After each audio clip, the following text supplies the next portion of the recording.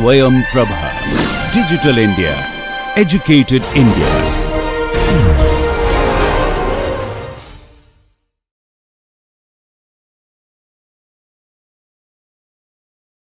Now, urban hydrology is also becoming a greater impact because the number of people who are getting affected due to improper planning and designing of small hydrologic water reserve systems in urban area is becoming very common, right? So that is why urban hydrology is also becoming a common subject. Then once the water is used, the subject is called environmental engineering. Long time back, this subject was called as sanitary engineering or wastewater engineering. This idea is the water supply network, usage at the houses and industries, and collect it back, treat it, and safe disposal so that there is no environmental damage. Now, with the addition of all other subjects, provision of safe potable water, disposable and recycling of wastewater, solid waste management, air, land, and water pollution control, health hazards, everything comes under environmental engineering. That is also a part and participle of water resources engineering. Since the area to be served is larger, it has taken a separate subject and department. Then irrigation engineering is also a subject knowledge which a water resource engineer should have. What is reservoir, what is canal operation, what are all the optimal crops that can be grown for the given quantity of water, how to manage these large systems, right? Command area development, catchment area development, everything the water resource engineer should be aware, right? Then comes the integrated water resource management. In spite of so many things, I am unable to match the demand. The surface water could not be matched with demand, then I have to look for a alternative. I cannot reduce the demand, then the developments will not take place. So then what happens? I augment the surface water with the available groundwater. So we have to combine this surface water and groundwater called conjunctive use, and then start developing, then control, because if you don't control, then we will overdraft the groundwater. Then it will go dry.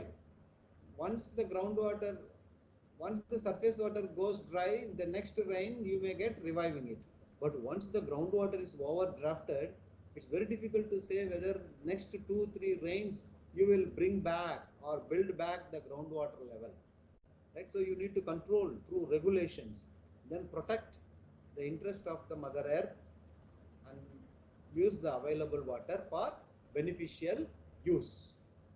This is the use of studying hydrology and water resource engineering, right?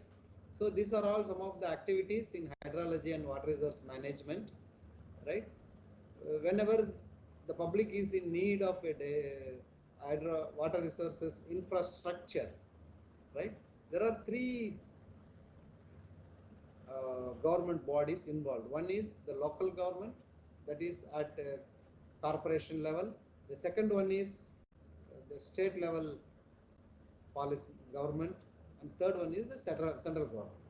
So the local government, the corporations, they write the requirement to the state government. State government writes to the central government, and then the policy formulations.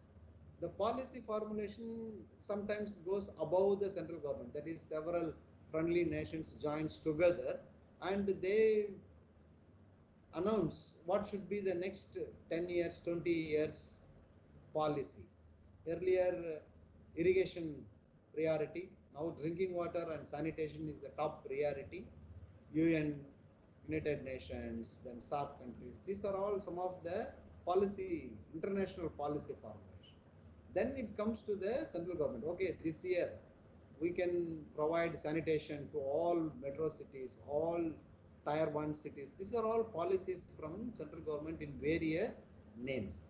Then that policy is forwarded to the state government for formulation and implementation of resources, water resources management, and implementation of resources and management of resources by state government. Then state government will announce it to its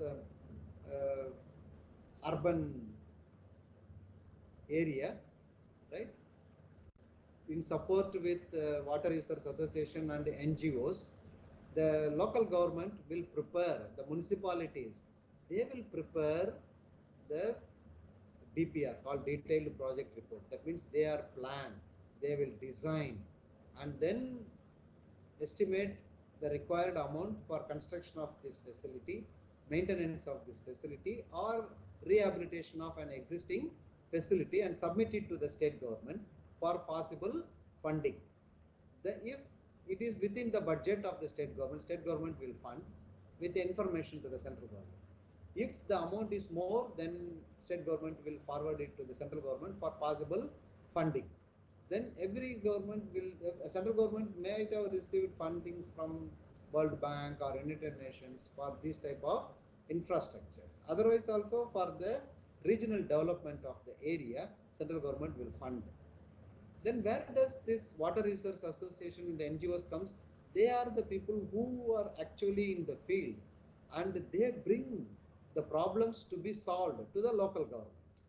Then the research and scientific engineering community will help this local, state and central government in in selecting appropriate technology to solve the problems.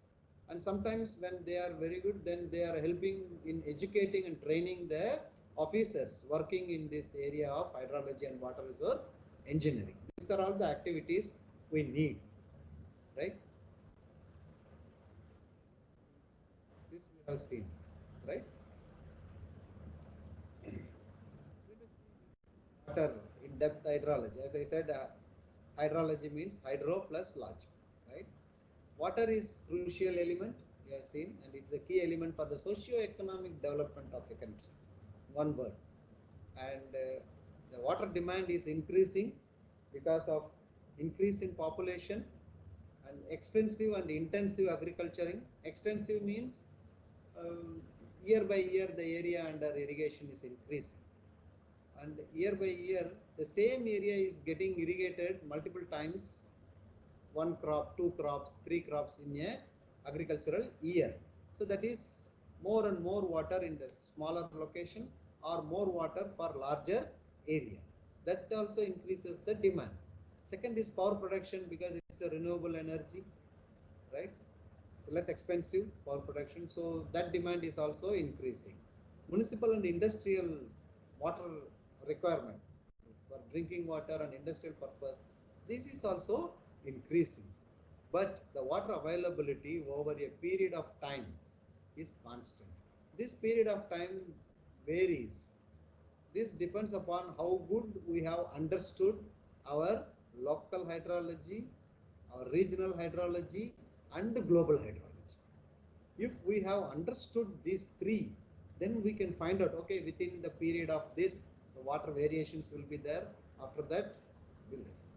But still, in spite of understanding very good about this, we have certain issues like spatial and temporal variations. For example, in India, in one place I have a rainfall of just 20 centimeter in near Rajasthan deserts. In another place, we have around 10,000 mm or 11,000 mm in Meghalaya, Cherrapunji. This variation, and it's not possible for us, right, simply to bring that rain to this place and distribute evenly throughout the country. That is natural. So what happens then to reduce this spatial and water availability variations? As a human being, we think a lot and we plan, execute and develop how we can overcome this problem of spatial and temporal availability. To overcome this variation and to meet the demands, right, judicial use is needed, effective and efficient utilization is also needed. So then what happens? In one place, we have observed over the period of time that there was water flowing in the river more than the required during certain period. Remaining periods there is no flow, so we are in search of water. So then what happens? I start storing the water flowing in the river by constructing large, medium and small dams or reservoirs, right? Once I store this water, then I need to transport this water from this place to another place. That is called spatial variation of water availability. In some place water is available more, in some place no water is available at the same time. Then I need to construct a canal network and transport the water from the dams to the required locations. That is how we reduce or suppress the spatial and temporal problem of water availability in India by constructing the dams and transporting it from one place to another place. But it is not a small structure, right? These are all very huge infrastructure. So it requires a systematic study. Whenever we want to do a systematic study, then you need to analyze the problem in depth. For example, if any industrial person takes an industry, the first thing they do is analyze the industry. What is that analysis? That is called as SWOT analysis. This SWOT analysis is nothing but strength, weakness, opportunities, and threat. This SWOT analysis can be carried out from individual person to a country, right? This will help us to identify our strength and to identify what are all our weaknesses, and also it identifies what are all the opportunities available to convert our weakness into strength. That is called O. And it also identify what are all the threats or what are all the obstacles which protects us in converting our weakness into strength. That is what we call it as SWOT analysis. I have just carried out a simple SWOT analysis of water resource engineering in India.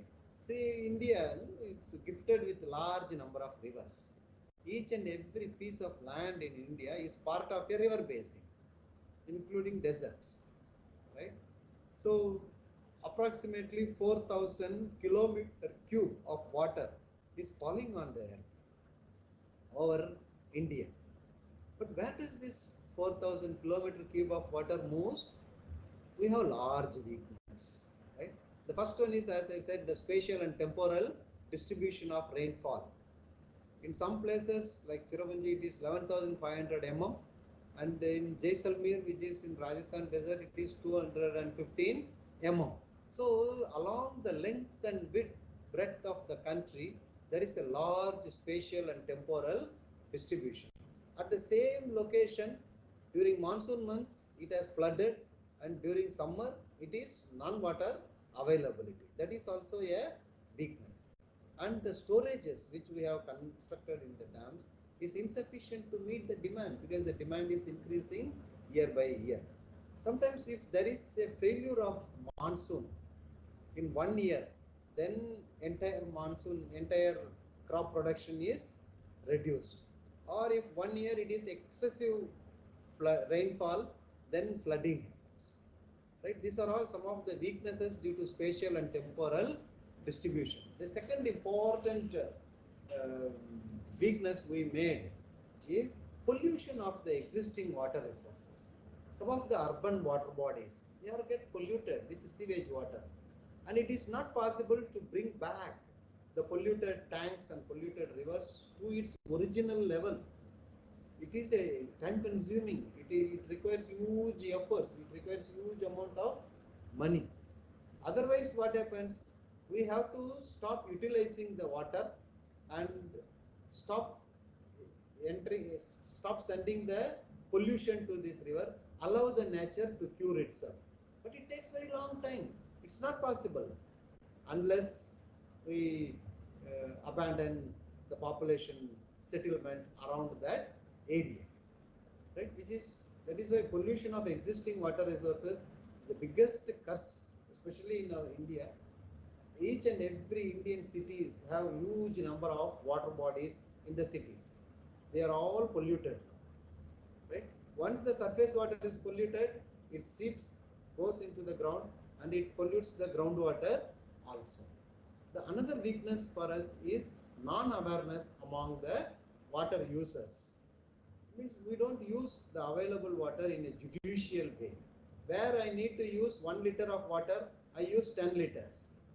Where I need to use 100 liters of water, I use only 10 liters. So both are not acceptable. So you have to use appropriate quantity of water at appropriate location. That is what we call it as judicial use of the available water resource. And second one is there is no efficient, effective and economic utilization of the available water. If we are aware how to use this water judicially and how this water can be used efficiently, effectively and economically, then we can convert our weakness into strength. As I said, reservoirs are one of the solution to suppress the weakness of spatial and temporal water availability. But after construction, we realized more problems have arisen. Why?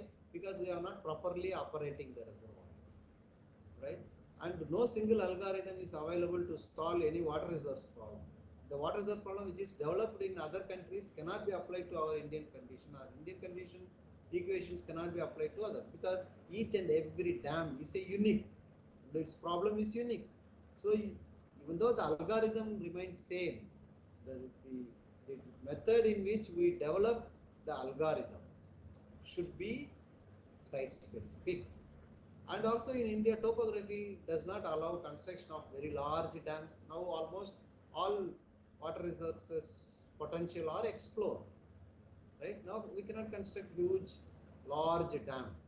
And other important is we are still trying to understand the hydrological phenomena happening over our country because there is a complex interaction between nature and the human being.